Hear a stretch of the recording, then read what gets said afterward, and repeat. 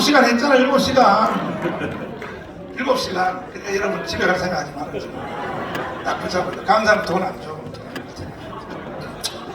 오늘 제목은 뭐냐 하면 지식의 구조야. 지식의 구조. 무슨 구조요?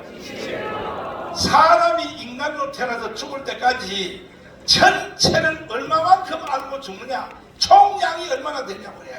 자, 이게 사람이 태어나서 죽을 때까지 알고 죽는 지식의 총량인데, 여기에서 대한민국의 1인자가 누구냐 하면 이충훈 박사예요. 책만 13,000 몇백 권을 읽었으니까 남발을 다 매겨가면서, 그것도 다 요약해가면서 책이 정돈돼 있어.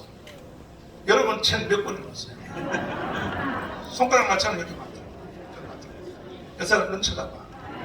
너 책 몇 권 읽었나 물어봐. 시작.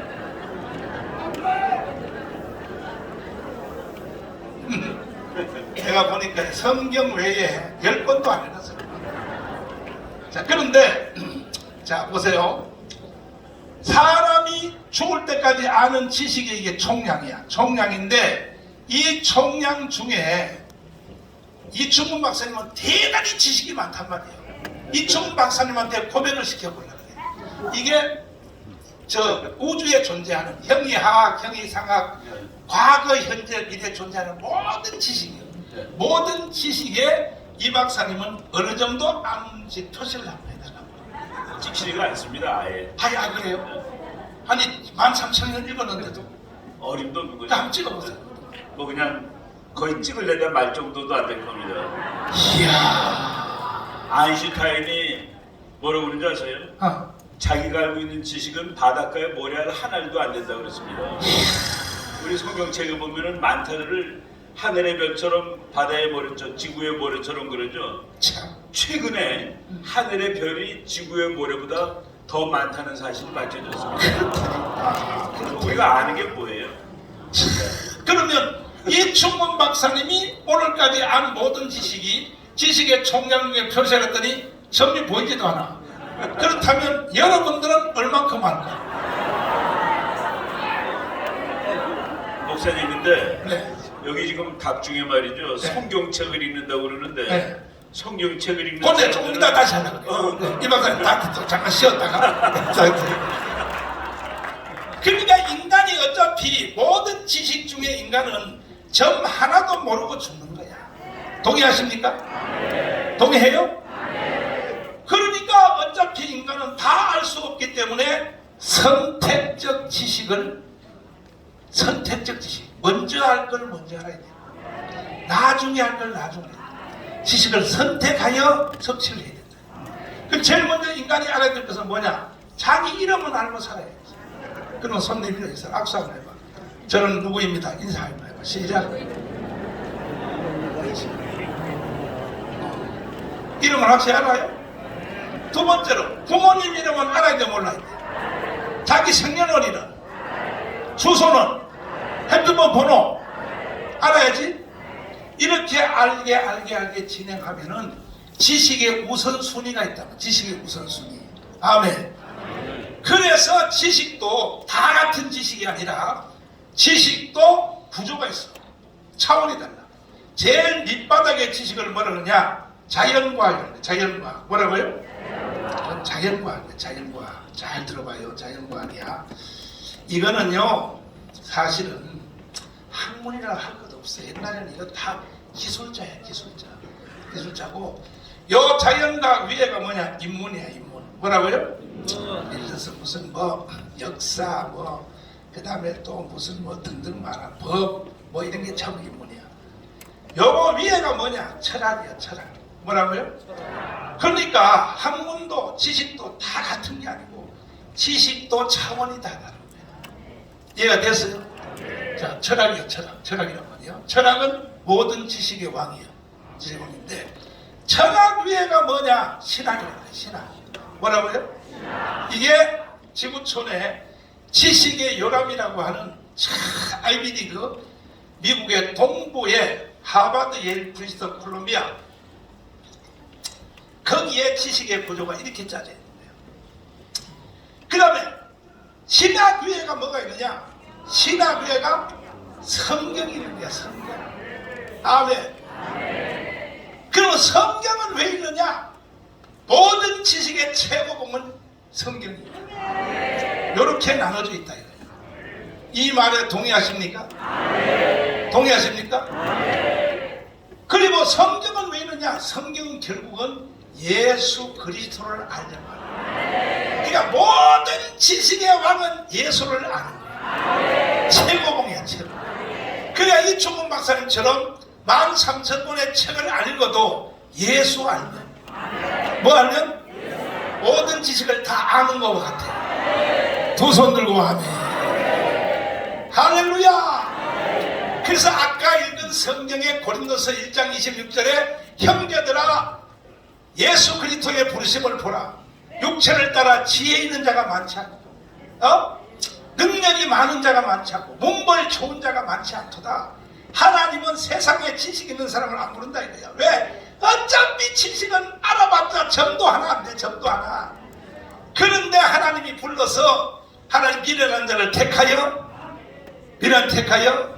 지혜로운 자를 부끄럽게 하시고, 할렐루야. 가난한 자를 택하여 없는 것들 택하여 천한 자를 택하여 하나님이 있는 자를 꺾으려 하시는데 그 대표가 바로 정강훈 목사예요. 근데 하나님이 여러분을 일을 시킬 때 그냥 일을 안 시켜. 이 지식이 이렇게 단계가 되어 있는데 이 지식을 다 합한 것보다가 총보다가 가장 중요한 예수야. 여러분에게 예수를 계시한 거야. 예수를 아는 사람은 지식의 왕이야. 그러면 여러분은 모든 일을 다 할 수 있어. 감 잡았으면 아멘. 두 손 들고 아멘. 예수를 신앙으로 고백하고 예수가 누군지를 안다는 사람이 아니 나는 못해, 아니 나는 아무도, 그거는 말도 안 되는 거예요. 예수가 누군지를 확실히 아는 사람은 이충문 박사님보다 더 나은 거예요. 13,000권 읽은 것보다 더 나은 거야. 이때쯤 돼서 이 박사님을 다시 불러야 돼요. 자, 이 박사님. 네네. 이 박사님은 사실 옛날에 그 양주동 박사가 살아있을 때 네. 자기가 뭐 살아있는 뭐 걸어다니는 백과사전이 그렇죠. 지식에 있냐. 요즘은 또 도우리 그 개새끼가 한국에서 지가 제일 뭐 지식이나 떠드는데 사실은 이 박사님이 최고야. 아닙니다. 13,000권의 책을 아무나 있냐. 아니 요새 제가 목사님이 왜 이렇게 많이 하시는 줄을 내가 최근에 이제 깨닫고 있는 중인데, 성경책을 통달하면은 정치, 경제, 사회, 과학 이런 거 다 통달할 수가 있어요. 목사님이 지금 그 수준에 도달하셨기 때문에. 미리 박사님이 다 말했어요. 자, 자연과학, 인문과학, 철학, 이제 신학, 이제 성경인데 네네. 이게 미국의 특별히 아이비리그 쪽에서 짜진 지식의 그렇죠. 구조인데 그렇죠. 이거 맞죠? 맞습니다. 네, 공부하셨으니까. 그래서 제일 높은 지식이 성경인데 그렇죠. 그래서 미국에 공부를 하러 갔더니 네. 그때 연세대학이 가지고 있는 책이 몇 권이었어요?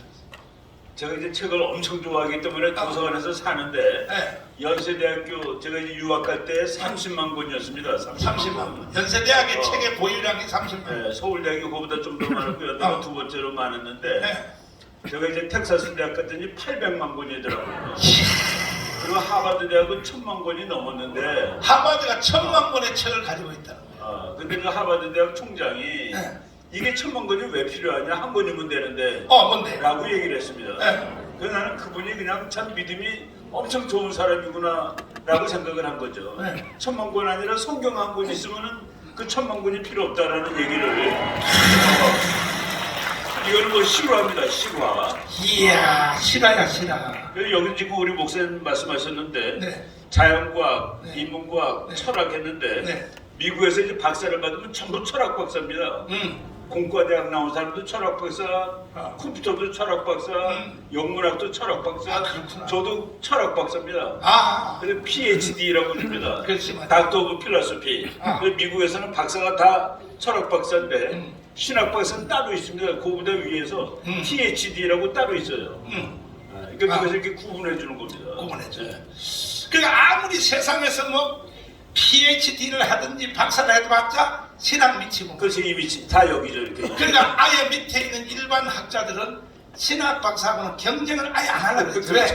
니들은 종류가 다른 인간이야. 그렇죠. 그렇죠. 내가 가서 미국에 들었더니 하버드 대학에 일반 학부 하는 사람하고 신학 MDB 하는 사람하고를 하버드 대학의 신과대학 있잖아요. 근데 그 사람들은 같은 어릴 때 같은 동네에 자라가지고 같은 학교 들어갔는데도 그럼. 존칭을 쓴대요. 왜? 너는 맞습니다. 길을 다른 길로 가는 사람, 성직자라는 거야. 우리하고 종류를 다른 거예요. 근데 한국에는 무식이 충만해가지고요. 목사할 일을 개지랄로 하는 거예요. 에이, 정말. 조용한 장관 앞으로 나와요. 네, 참 나오시네요. 자, 그래서 결국은 성경을 알면 밑에 지식을 통달하는 것으로 봐도 되겠습니까? 결국 그렇죠. 그렇죠. 제가 이제 깨닫고 있는 거가 네. 제가 그 최근에 이제 전쟁하고 성경하고를 좀 이렇게 깊이 연구를 하려고 알아보는데 네. 전쟁론에서 서약에서 1인자를 클라우디비츠라는 그 독일 장군으로 칩니다. 성경이 또 이렇게 클라우디비츠가 성경을 다 베낀 거야. 세상에. 그걸 베껴놓은 거더라고요 보니까. 야, 이 사람 대단하다고 읽었는데 우리 성경을 읽을 때 그렇게 깊이 안 읽고 그냥 흘러가다가 다시 보니까 그 서양 전쟁사의 기초입니다. 그게 그 클라우디비치 전쟁론이 구약이더라고. 구약. 그러니까 신명기 베껴놓은 거예요. 신명기. 내가 보고 와, 참 놀랐습니다. 자, 이제 박사님은 박수하겠습니다. 그러므로 여러분들은 오늘부터 목에다 힘을 주고서 여기 있는 여러분은 최소한 이 충분보다 더 나은 사람. 성경을 통달하니까. 그런데 여러분이 시주부리 하면 돼, 안 돼? 아니, 나는 아는 게 없어. 아니, 나는 무식해. 그 소리 하면 돼. 하면요, 하나님 아버지 망신 다 시키는 거야. 야, 이 개새끼야. 지식 중에 핵심인 내가 예수를 너한테 가르쳐줘. 네가 뭐가 부족하다고 말이야. 기가 죽어 살아, 이 자식아. 아멘. 아멘. 자, 이제 조영원 장로님을 모셨습니다. 토크를 한번 한다 그래요. 장로님. 네, 장로님은 어디서 태어나셨나요? 충청북도 괴산군 청안면 그 산골짜기에 그 선녀와 나무꾼이 만날 그런 아름다운 데를 나타났습니다. 진짜 촌놈이네요. 맞습니다. 그런데 거기서 태어났는데 삼성 장군 별 3개까지 올라갔는데 그 중에 제일 사건이 사모님을 잘 만났다며요. 결혼할 때. 어떻게 하셨습니까? 어떻게 만나 이야기 한번 해요. 예, 제가 초등학교 다닐 때 학교 가기 전에 9살에 학교 갈 때까지 엄마 젖을 먹었습니다.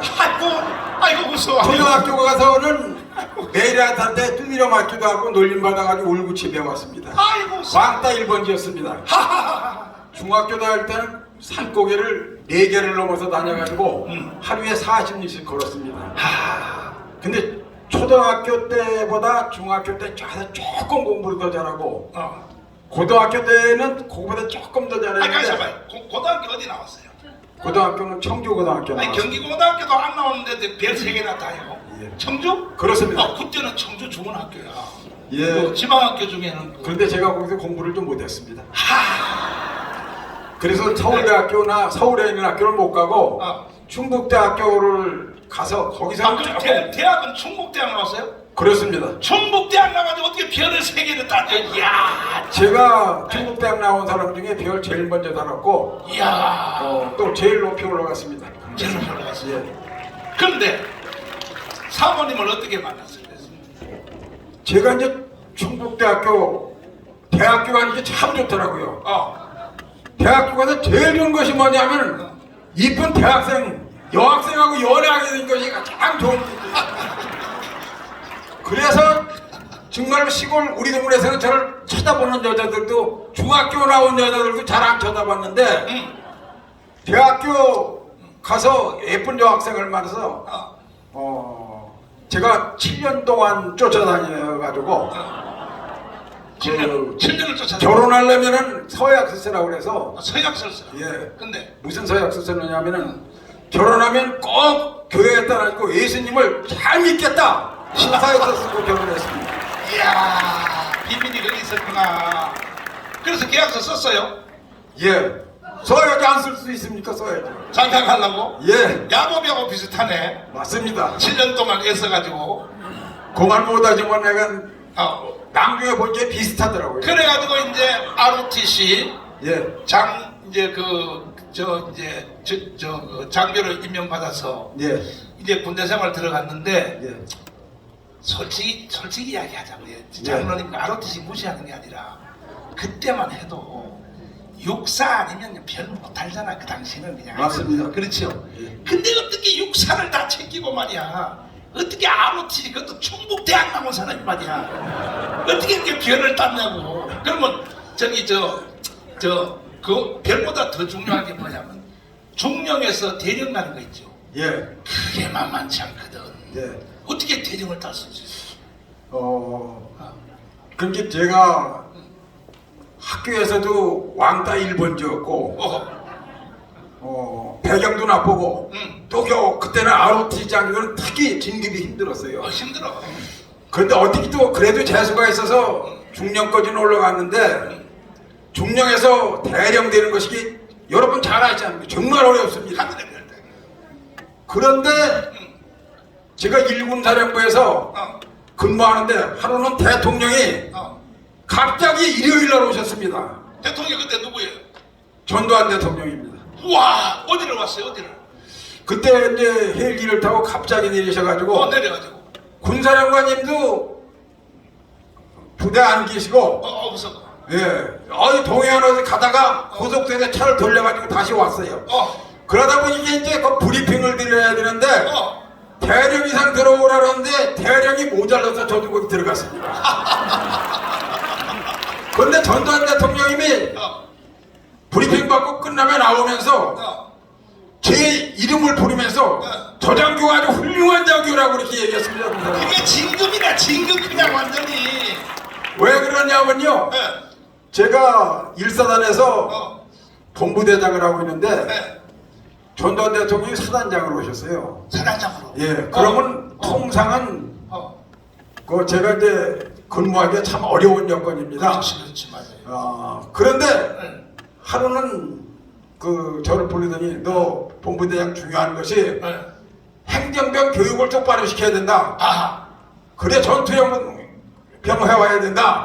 이렇게 말씀하셔요. 알았습니다. 하고 그것을 제가 밑에 사람들한테 잘하라고 이제 그 경비소장한테 지시했더니 사단장 순수에 있는 병사들을 다 끌어다가 교육을 시켰더니 이놈들이 저 골탕 먹이려고 사단장 지시를 안 해놓고서 본부대장에다 잡아가서 못했다 이렇게 얘기를 했습니다. 그랬어요. 그걸 가지고 사단장님은 이야 이놈 정말 훌륭한 장교구나. 자기를 그렇게 잘 지시를 잘 이행한구나 이렇게 생각해서 한 번 식사 시간에 조용호 딱 일어나가지고 하고 했더니 야 저 장교 진짜 훌륭한 장교야 본부대장 이렇게 말씀하신 거예요. 그런데 그거를 대통령 되셔서도 기억하고 있다 그렇게 딱 지적하는 겁니다. 그런데 이것이 저는 제 뜻으로 된 것이 아니고 제가 잘해서 그런 것이 아니고 그 말은 내가 해줄게요.